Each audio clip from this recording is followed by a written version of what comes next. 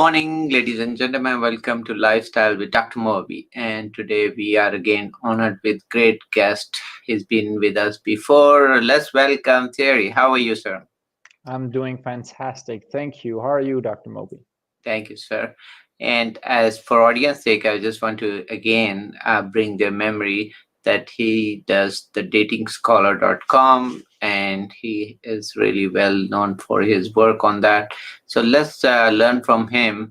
And this is going to be a second episode follow up our first one about relationships and guide towards dating. So let's catch up with him. How are things going for you, Thierry? Things are going very well, thank you. The weather is beautiful here and always happy and flowing. Okay, great. And so we're gonna ask you follow-up question. We got with our previous episode, questions from both men and women, and so we're gonna ask you a couple of them about it. I think last time we talked a little bit about what women look for men, and you mentioned some of those relationships when they're looking in the date. So they want a little more emphasis on, these ideal or some of the important things for both sexes. So let's start with, men. So what are they looking for somebody ideal either for date and for partner? Well, so most people that come to me, what they're looking for is they're looking for someone that they can do shared activities with, stuff that interests them. So if they are seeking to maybe go out and visit the world and travel around, then obviously they want to have company while doing that. But when it comes to guys, especially in the late 20s, early 30s, or even late 30s, Mhm. they have gone past the point that they just want to have one night stands and hook up. Well, I do work with some in the early 20s, and that's what they're like searching for to expand on, these amazing fun experiences with dating and sexual experiences too. But when we get up in age, men are primarily focused on having someone to share interest and activities with, things that they like to do, and then obviously also learn about new activities and new interests that the woman that they want to date have, so they can share this together. But it's essentially about sharing the experience of life together with someone on an intimate level. They're searching for partnership. So, do you think then they mostly needing more company so they can kind of talk and have some shared experiences? Is that what they're looking at certain age? Yes, absolutely. So you can define partnership as many things, but they're really looking for someone to share what they have in their life with. Because when men get up in that age, like Mm. let's say early 30s or even late 30s, they usually have a lot of things on lockdown in life, like the fundamentals. They got their education, they got their jobs, they got their friends, got their family, got their living space. Like everything is kind of set and ready, but they don't have this special experience of sharing intimately with someone about who they are and what they like to do, and creating those memories together. Oh, okay. So in that issue, that's what they're looking. So if they are, of course, earlier group, so we'll start with the earlier group. So is it better than to, those concepts where you say, oh, that's my school sweetheart or some, those are still there, right? Yeah, absolutely. So men that I work with in their 20s, I've been down to working with 18-year-old as well. What they're essentially looking for is, to not get rejected, to get validated, to have these fun experiences on dates with women that they like. They're following their feelings, they're following their infatuations. Mm. And some guys are self-aware enough to say that I have an issue with confidence, with being social. So I just want to become better at it, because I'm kind of tired of not being able to talk with women with full with full peace inside. And I freeze up, I get nervous. So they're more like focused on the social skill department and seeing what kind of experiences it can lead to, rather than being focused on an intimate, deep, long lasting partnership. So what you're saying is initially they have this rejection or acceptance kind of fear more, but once they cross 30, that's different. But we have seen, some of these are success stories where they have the school sweetheart and they have seen first grade or whatever, and then they stick together, and then I mean they like that person, but never had the courage to propose or say that. And is it because they didn't have confidence, or they were not sure about the feelings, or both? Yeah, so this is something that I meet once in a while. People that come to me because they have a crush, they have an infatuation, they kind of like have an aim for a specific woman, Mm, and they come to me and then ask, so I have this woman that I like. How do I get her to go out with me? How do I make her like me back?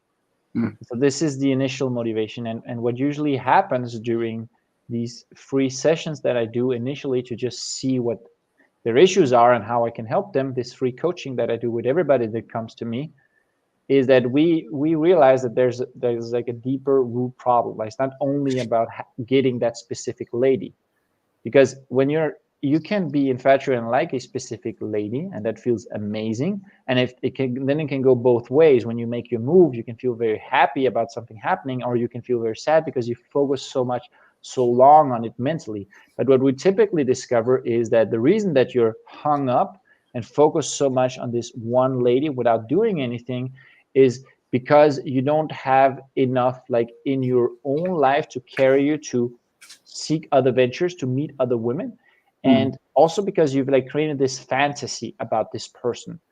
And mm, then we map out a plan on how to grow their confidence in general so they can have access to more different women and talk to them and practice their social skills there and go on dates. And then if the other woman, the woman that they initially talked about with me, is around, they can make a move on her and see if she wants to connect with them intimately. But 9 out of 10 times there's a reason that they have not made a move, and that reason can be that they felt inside that it's probably wouldn't going to happen. They got friend zoned, or she was unavailable or uninterested. So 9 out of 10 times this will not happen anyway. And I make this very clear in the beginning when I work with people, that there's a reason why you have been focused and infatuated with this one specific lady for so long without anything happening. And if there's not a reason for that, then we build up your skill, and then we make our move on her, and then you can present yourself in a much stronger way than where you are now. mm. So what you're saying is, for teenagers or for younger folks out there watching, so if they are not, if they are stuck with one person or two-person, and mostly probably one person, so if it's because the how they presented before that person, so you help them with, you coach them and kind of get the best out of things which probably they are ignoring, or which the other sex is looking at, right? So you help them, you coach that person for that, right? Yeah, it's all right to be infatuated and like someone, but if you do it on an extended period of time, there's an underlying issue. You don't have enough possibilities with other women. You have created a fantasy that puts her up on a pedestal, or you're not focusing enough on the other values in your life as it is. So you're kind of seeking for that source of eternal validation to make you happy. So Mm, it's like, I would say that it's like theoretically impossible to be hung up on a certain lady for an extended period of time and still be in complete balance in your own life. So this mm, is just a symptom, a revelation of something underlying that we can work on to make you much happier in general, unattached from this specific lady. mm.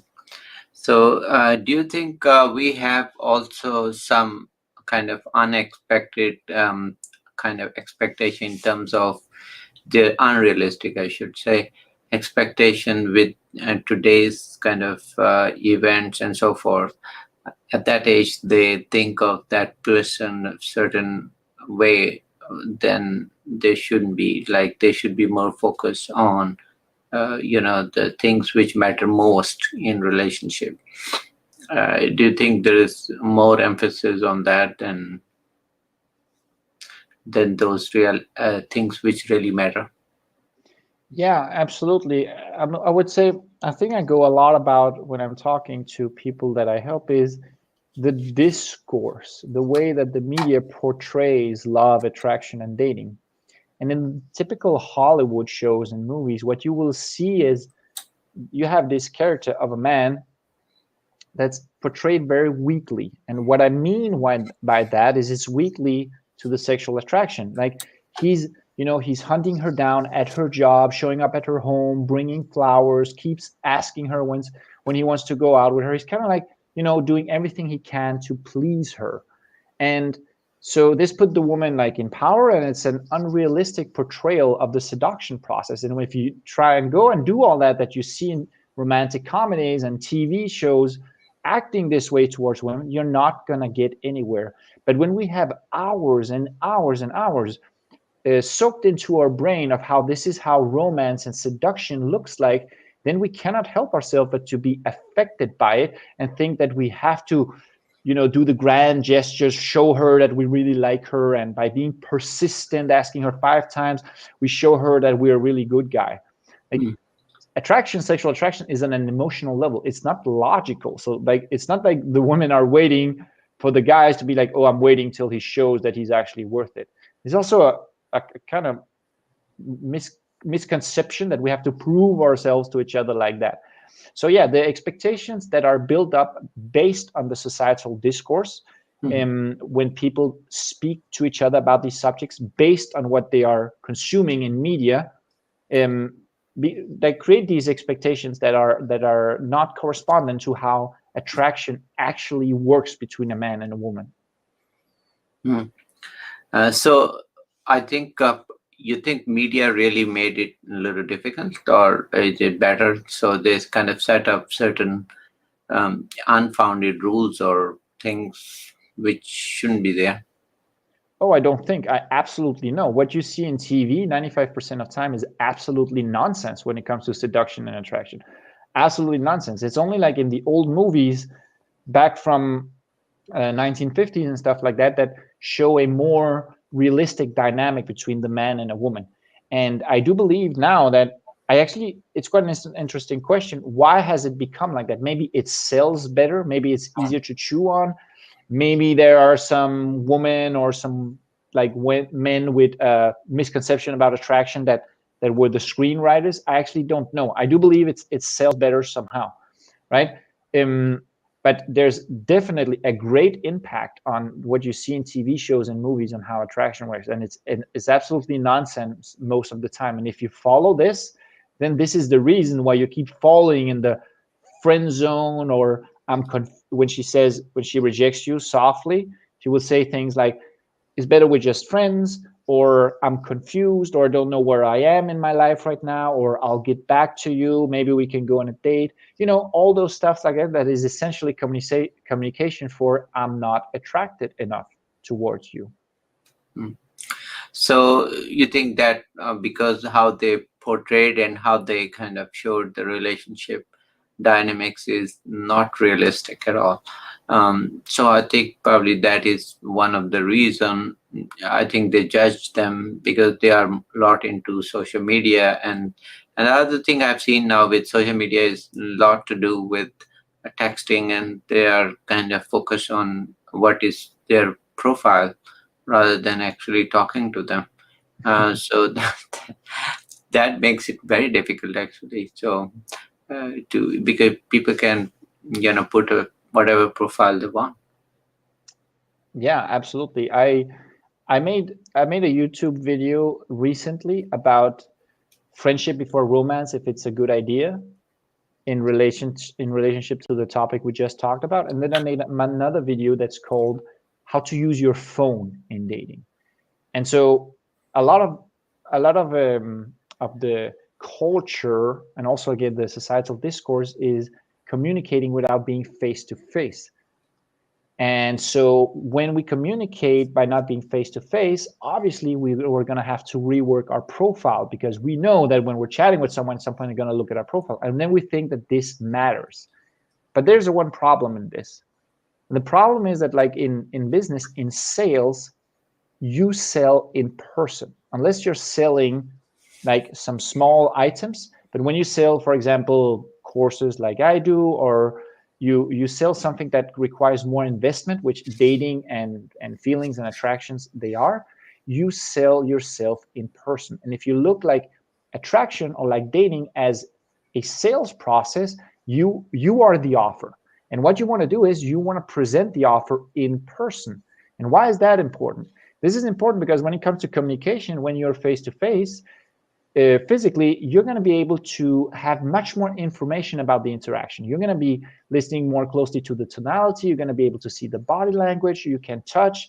You can, stay close, walk, stay a little bit further. You have a lot more information to do a proper interaction with the other person, and so therefore the attraction, it has a much more higher probability of happening. And so, with your videos, do you recommend putting some kind of profile, or do you recommend playing basically with some basics? Oh, if we're talking online dating profile or just Yeah, social yeah, media personal profile? both. I mean, to kind of enhance your chances of online. So, first of all, my question is about online dating. Aha, okay. So, do you think for online dating it's better to have your profile and put things which you absolutely don't like, and then put like rather than just kind of narrow yourself to, okay, you really like this.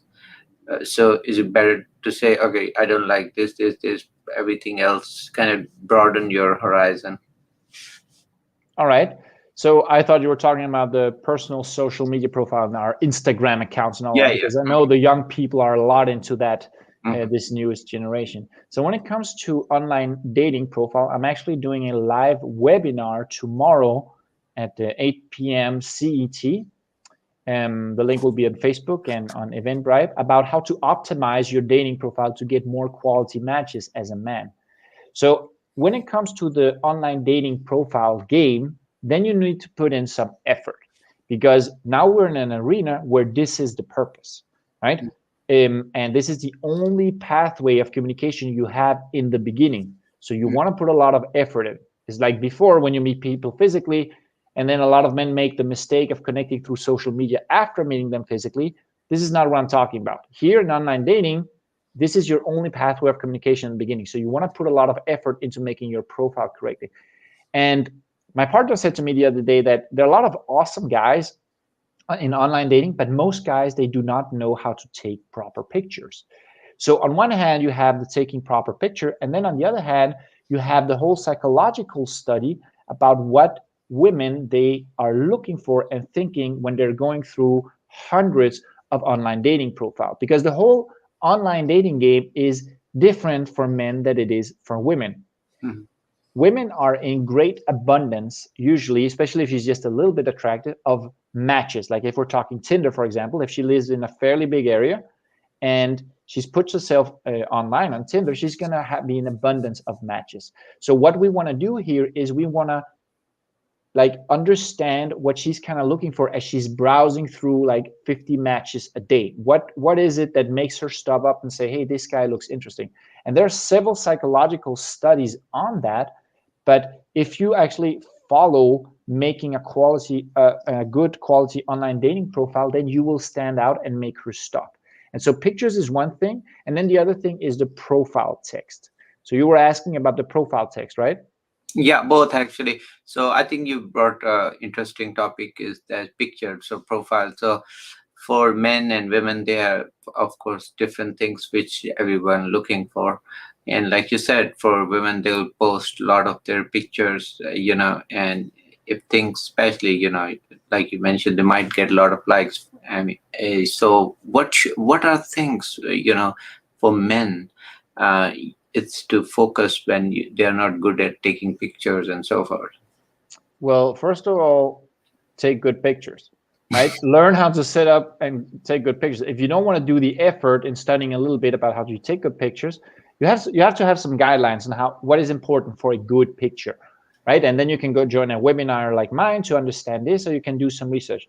But once you understand what are good pictures for online dating profile, if you don't know how to do it, then take your butt off the chair and go and ask a friend or study on the internet, get a proper camera, whatever it is. You need to put in some effort, right?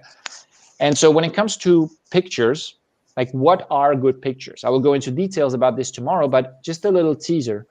Um, Women are not interested in the details about you, either in your profile text or what you do in your life, until they are a little bit attracted to you. Like, you have about 3, 4, 5 seconds to make the cut. And so therefore, if you are thinking that, oh, I'm going to show my dog, or I'm going to show how good I am at sailing, or I'm going to show this awesome house that I built with my hands out of wood, like, women don't care. If they're not attracted to you initially a little bit, they don't care. So you're not going to get any free points. So what we want to do is we want to make attention. We want to get the attention first, like make these attention magnets. And the way you do this is by having a proper profile picture that's set up in a specific way.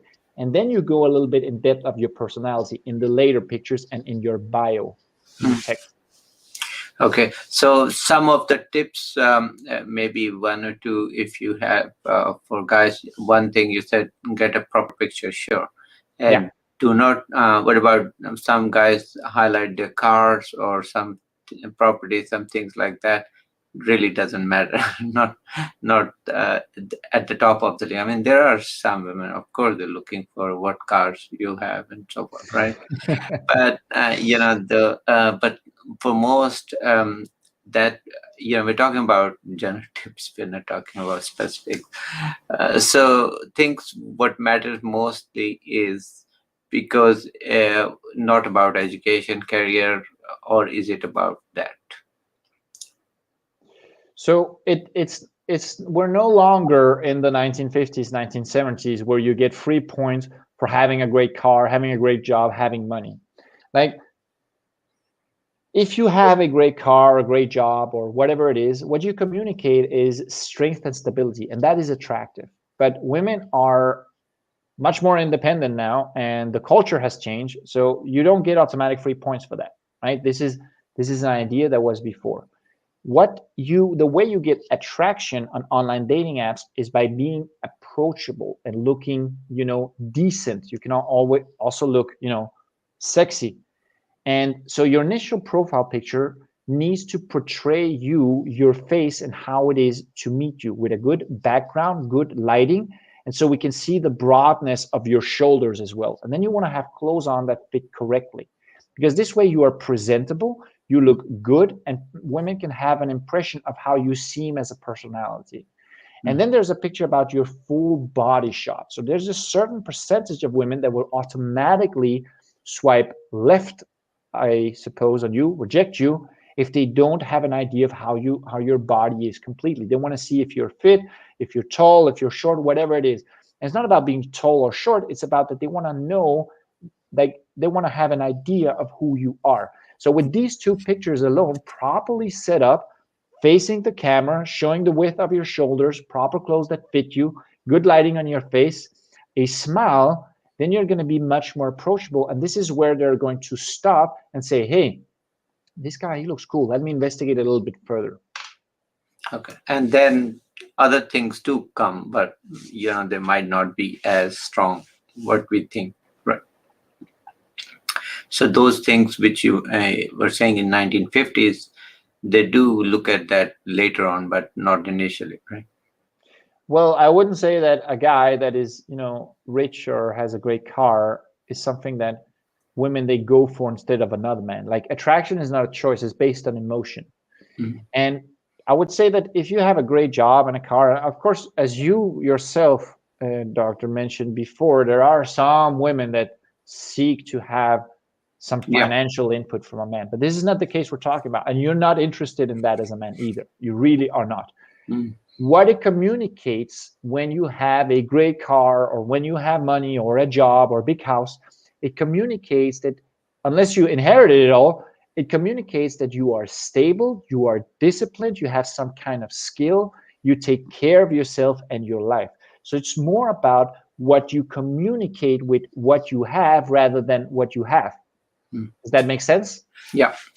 Also, I want to ask you, what about certain cultures and religions, or is it better to have than cross culture, same culture, or is it difficult? because certain population, especially, they're finding very hard to date similar, especially minorities. So what is the message for that? Well, the message is that attraction is not a choice, and attraction works the same way no matter where you are. As long as it's a man and a woman, it's not something you choose. There's going to be someone that you're attracted to, whether or not. Now, when we're talking about different cultures, when religions comes into play, this is all part of what I call being structured. So being structured when it comes to dating means that you set up rules for yourself that are based on a logical thinking that prevents you from following your emotions, right? So obviously there's like, it depends on what we're talking about. If you're saying I don't want to date him because he's not from the same religion as me, then it's a structured way of looking at it, right? Even if though I feel attracted to him, I'm not going to do it because he is different in that or that way. So this is a woman stopping herself, or a man stopping himself from pursuing and following his authentic emotions. Now Yep. the other thing is that people want to date someone within the same, culture, religion, tribe, whatever it is. That makes sense because like you will probably have shared values when you meet someone from the same whatever it is.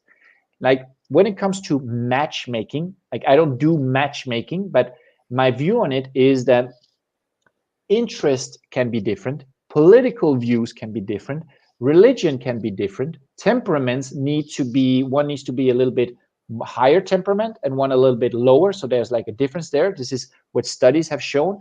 But apart from that, they can be all different.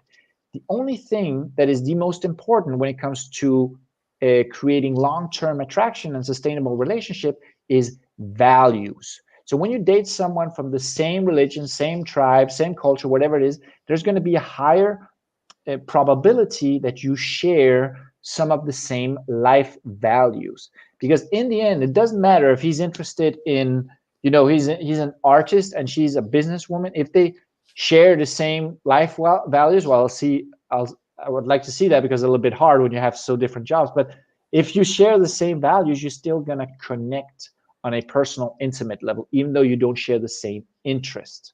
Mhm. Also, we're getting a question about, what happens to those certain profiles, like we have seen in the past, is like, if you want to meet or find somebody good, go to church rather than go to bar. So is that still good? Well, I don't know what you mean with go to church. Do you mean like you go to a place where people act properly, and Yeah, so that's the crowd you're mingling with? yeah, that could be. No, I said, I heard it. So this is from question from female, that is it true that to meet somebody nice, decent, is it better to attend church services and see maybe you might find somebody decent versus go to the bar and see? We're not talking about COVID, we're talking about, now I think things have changed with the online dating. But is it better to what they are asking, the atmosphere, the whole thing? Is it better to find cool person there? Well, when we're talking about this, is essentially like your romantic prospects, right? So there are different phases to getting a girlfriend or boyfriend. To quickly sum it up, you need to have an attractive presence, be an attractive person somehow, with your personality, your looks, whatever. Then you need to, be in context where you have a probability of finding a person that's compatible with you. And Mm. then you need to go through the seduction process. So when we're talking about, being in the proper context, when you're in a bar, it's not clear what kind of people there are there. Well, Yeah. people who like being at a bar, but that's a lot of different people. So you have like kind of randomness factor, and maybe there's like a cool, tranquil, like easy, laid back vibe, and that's what you like. So that's why you like talking to people in bars. But what I usually recommend people that I work with, we make a big, like, a big plan from A to Z on where to go and meet people.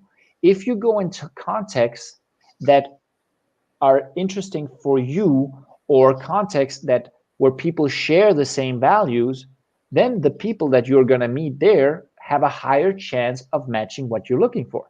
So if you're a religious person or you seek very good, human to human Christian values, then if you hang around churches and events like that, then you have a higher probability of meeting a guy that has the same interest and values as you do. Whereas you go to a bar, it can be completely random. So put yourself into different contexts where the probability of meeting people that match with you is higher. So if you really like cooking, then go to cooking classes, go to cooking workshops. If you're really into a lot of extreme sports, then go join a climbing club Mm. or go join a trip for climbing, because the people that are going to be in that context just have a higher probability of connecting well with you. Mm. And that is true, unless you are showing up maybe once for experimentation, then that could be different, right? Somebody is into not hiking and they say, oh, okay, let's check out hiking, and they might encounter a group, and they say, oh yes, I've been hiking. So but maybe that's, if you're destined to meet somebody, you will. So any final thoughts, and also if you want to comment about that thought, that if somebody, there is always somebody like made for you or something, and you have not connected, in those just kind of old saying, is that still valid? Absolutely not. There are plenty of women made for you. I'm talking to men here, right? There Uh, is no the one, there is no ideal love or destined to something. We are living in a universe of randomness.